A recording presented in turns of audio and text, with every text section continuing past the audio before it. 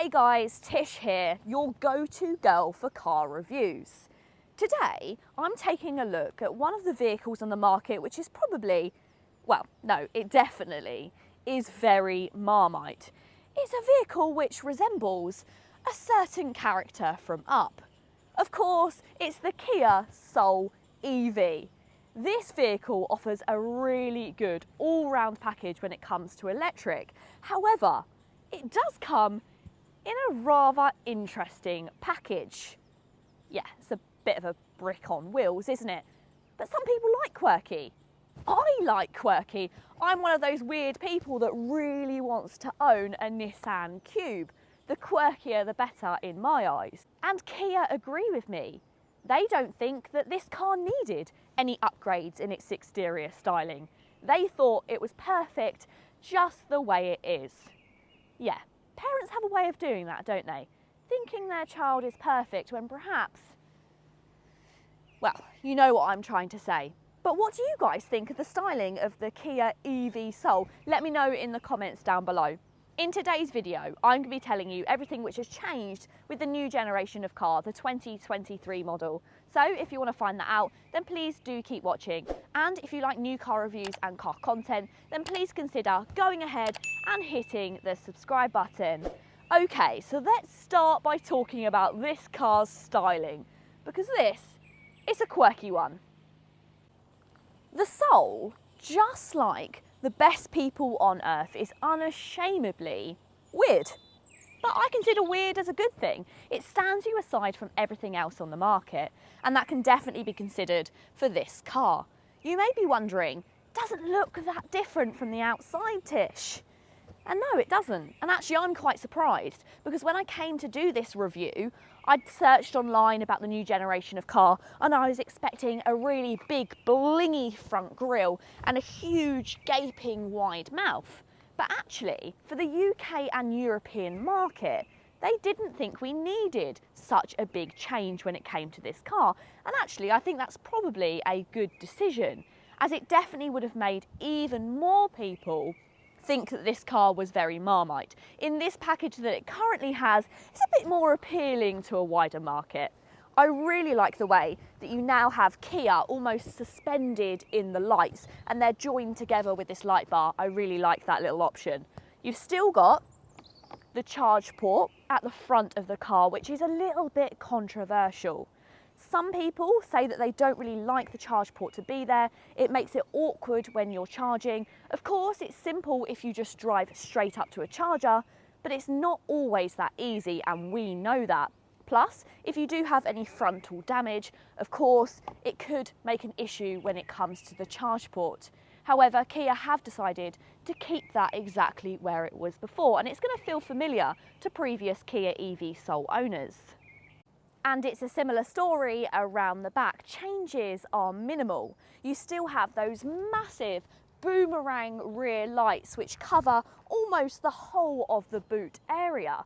They do, however, when you open up the boot, split into two. And on the previous generation car, this top part here was continued in a red, almost completely flowing brake light. However, now this is finished in a gloss black, and you've just got a smaller rear light at the top here. I guess it gives it a slightly edgier feel, a bit more of a premium feel, but as I said, the change is very small. One of the biggest changes for this little refresh is the introduction of an urban trim. It's a new entry-level model which now takes its place as Kia's cheapest EV at just under £33,000. It gets a smaller battery and it takes a hit on spec, with a smaller infotainment screen, and it even misses out on a leather-wrapped steering wheel, which is somewhat unheard of nowadays. The Explore model, a vehicle which has been designed to tackle tough terrain, climbing rocks and going over... Wait, it's not actually off-road capable. Right, why have they called it the Explore then? Oh, they've given it a set of roof rails and a bit more cladding. Right, makes sense.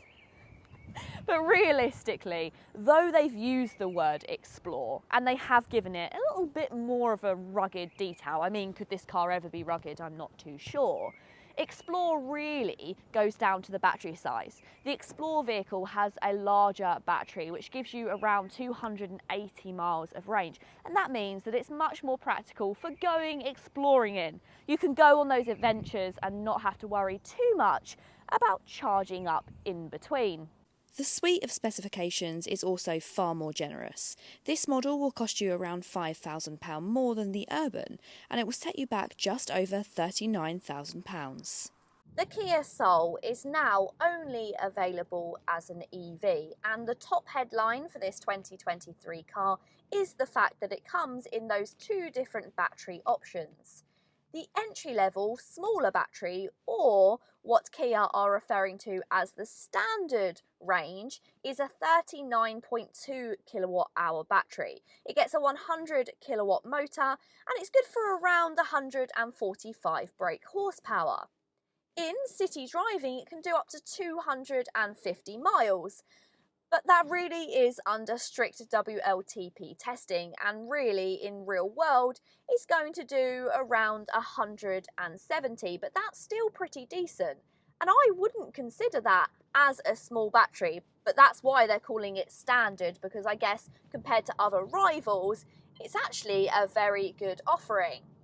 But it's really good for those people who do inner city driving that don't need loads and loads of range, and it stops needing to cart around such a big battery. It makes the car lighter, slightly more agile, I guess slightly more engaging to drive as well.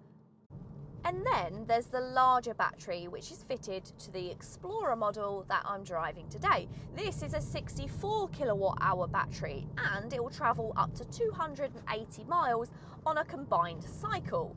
Or if you want one of those ludicrous claims, 400 miles in a city. Now I know that Kia is very good at sticking to its claimed range, and customers do get really good results out of their cars. I've just jumped in this car and I'm already up to 4.1 miles per kilowatt hour. However, I challenge an EV Soul driver to get 400 miles. Seems a little bit unrealistic even under the best conditions. By contrast to the exterior of the Soul, the interior is much more friendly and approachable. It's much more palatable for a wider audience. It's very different to the rest of the Kia lineup. You've got a lot of sharp lines and edges in the EV6 and also in the new Niro, whereas in here you've got a rounded theme throughout the cabin.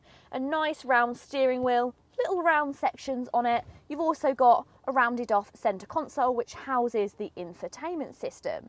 It just feels much more friendly and I guess slightly less modern, and that's not necessarily a bad thing because this is going to appeal to a different audience than the Kia EV6. People that want practicality, this is going to appeal to because everything you need is right in reach.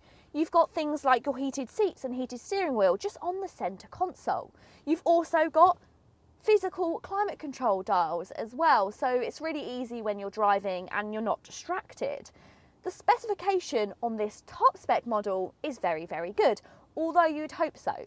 For nearly £40,000, it does sound a lot, even by electric car standards. You do, however, not want for anything. You've got a rear view camera, adaptive cruise control, automatic lights, automatic wipers, those heated seats and steering wheels, automatic climate, but not 2-zone, which I'm slightly disappointed about.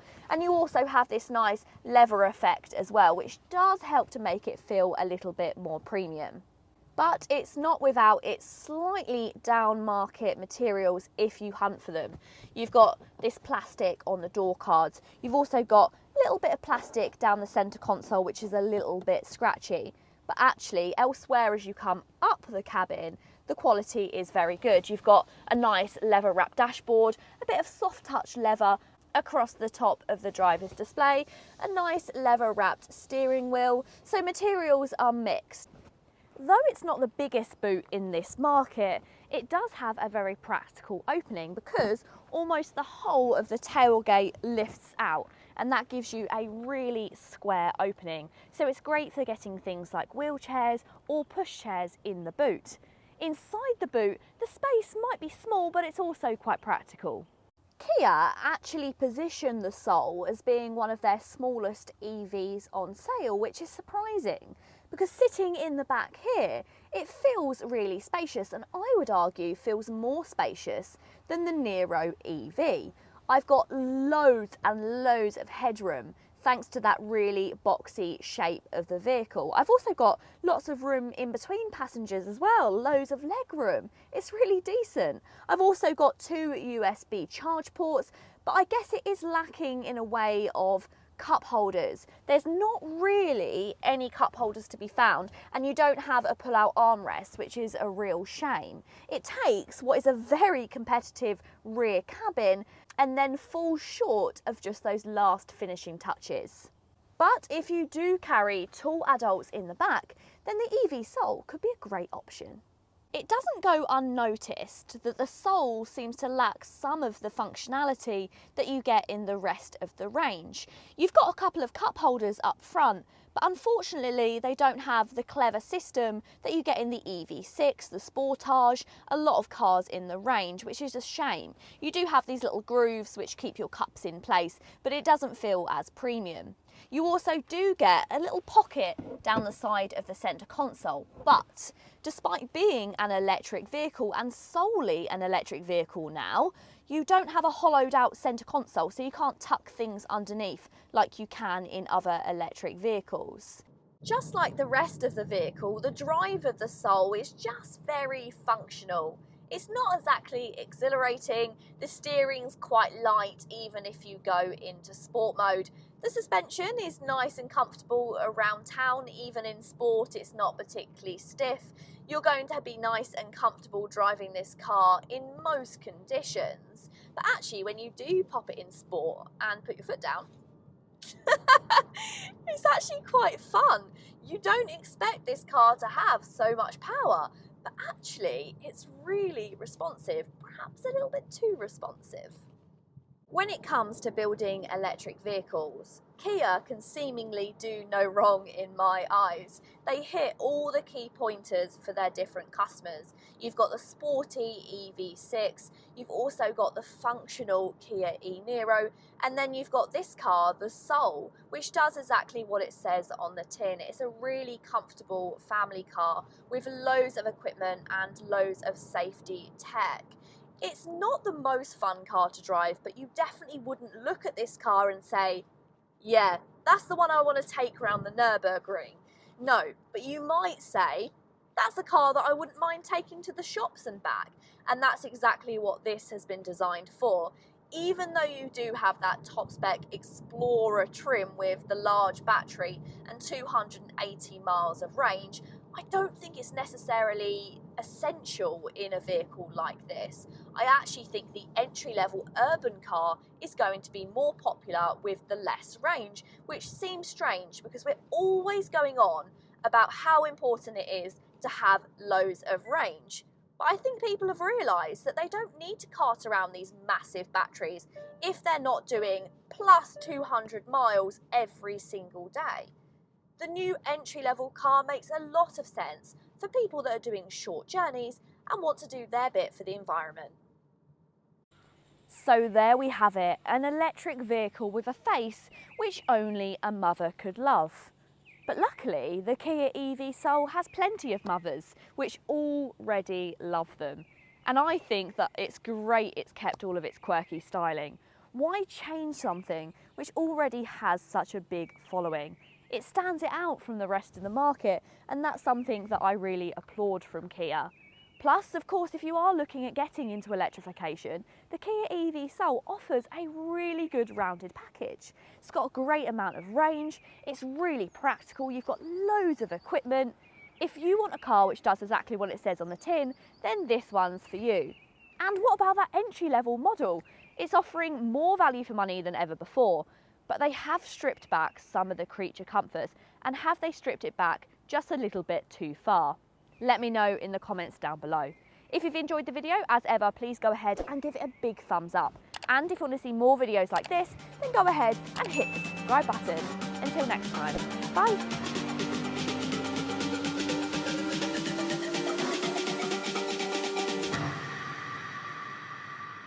I was born to be free.